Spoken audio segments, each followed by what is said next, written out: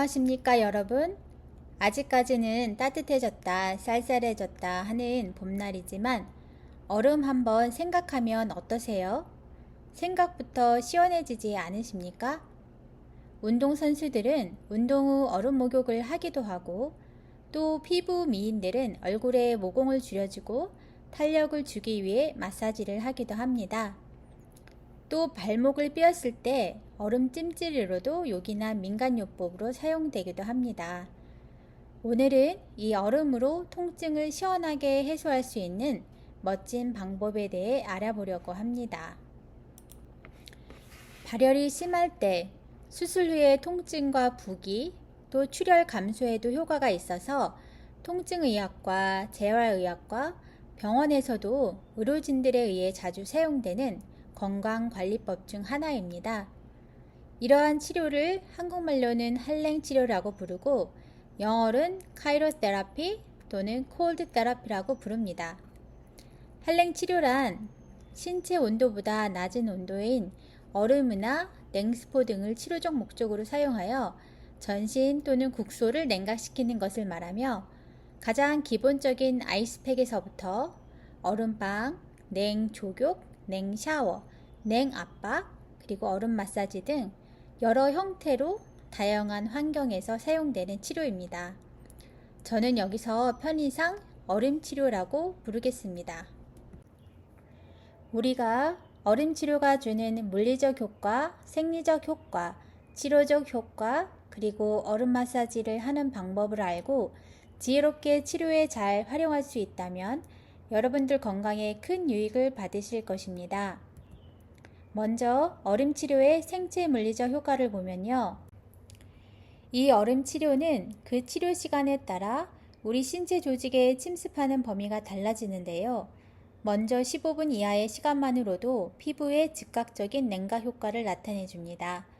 15분에서 20분 사이에 적용을 하면 피하 조직까지 냉각시키고 그 이상의 적용은 근육까지 냉각시킬 수 있습니다. 냉각의 침투 깊이는 약 5cm인데 침투 깊이와 조직의 온도의 변화는 여러 가지 변수에 따라 달라질 수 있습니다.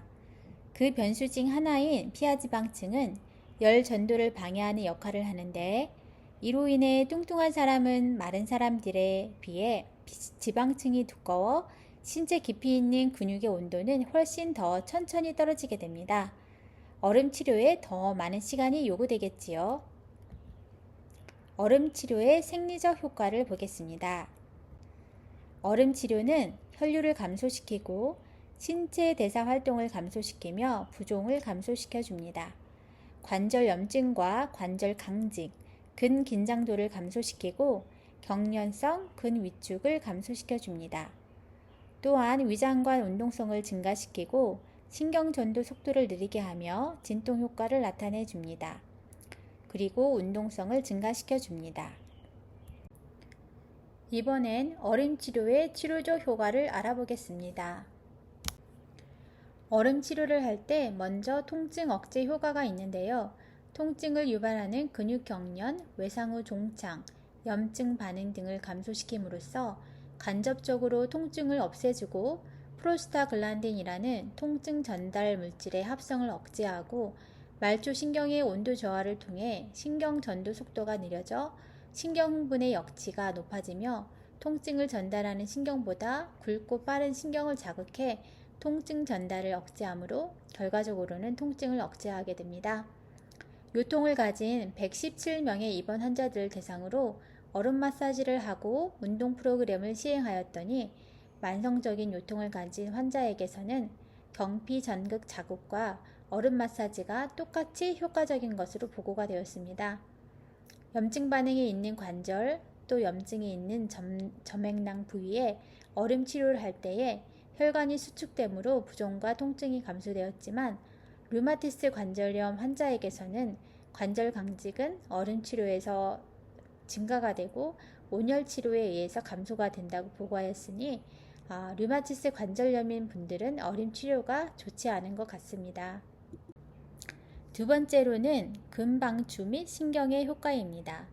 생리적으로 근육의 온도가 떨어지면 근방추의 전기적인 활동을 감소시켜 주어서 근긴장도, 경련성, 근연축이 감소하게 됩니다. 세 번째로 혈관에 효과가 있는데요. 얼음을 국소에 가하면 국소 반사와 교감신경 수축 섬유 긴장도가 증가되기 때문에 초기에는 혈관 수축이 pH 온도가 약 15도씨 이하로 떨어질 때까지 계속되어집니다. 얼음 치료는 손상 후 흔히 생길 수 있는 저산소성 손상을 감소시키는데요. 조직의 대사율이 감소되면 산소의 요구도가 함께 감소되어 2차적인 저산소증을 줄이기 때문입니다. 혈관 수축을 유발하여 부종을 제한할 뿐 아니라 진행도 억제하며 출혈도 감소시켜줍니다. 회복 속도를 빠르게 해주고 급성 연부 조직 손상을 방지하는 중요한 역할을 하기도 합니다. 또 얼음 치료가 운동과 함께 사용되어질 수도 있는데요.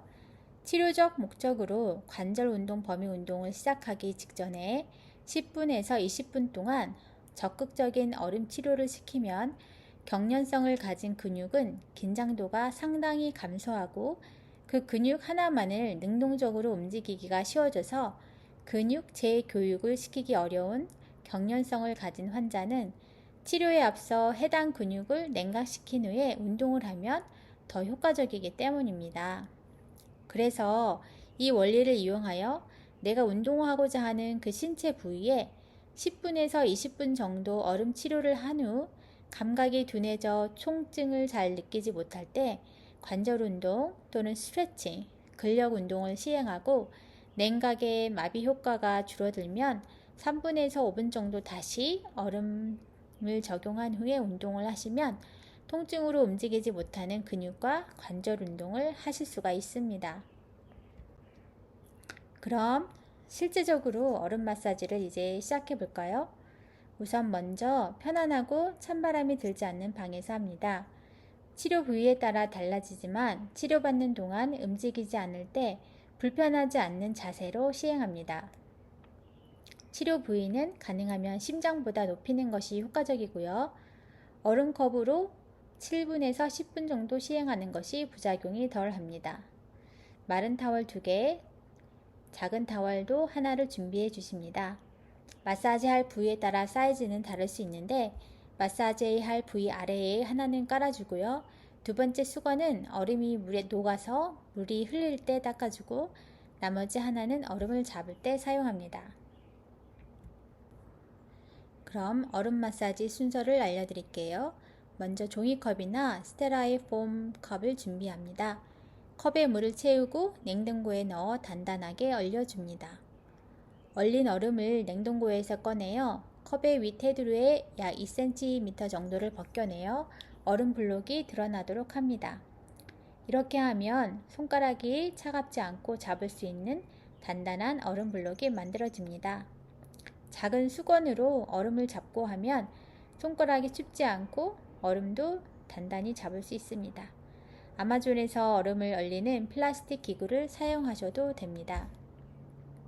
얼음이 녹으면서 물방울이 떨어지므로 아이싱할 부위 아래에 수건을 깔아주세요. 그리고 아프신 부위에 얼음을 놓고 시계 방향으로 10분 동안 마사지 해주면 됩니다.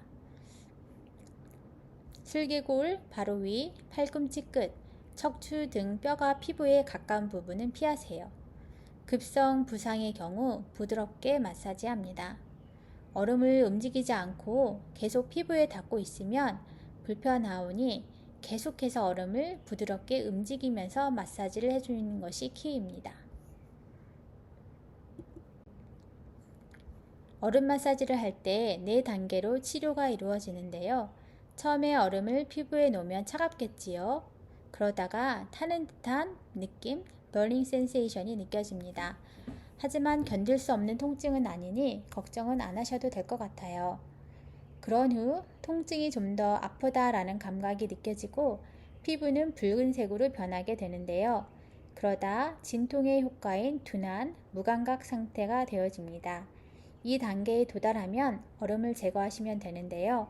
여기까지 소요되는 시간은 한 10분 정도입니다.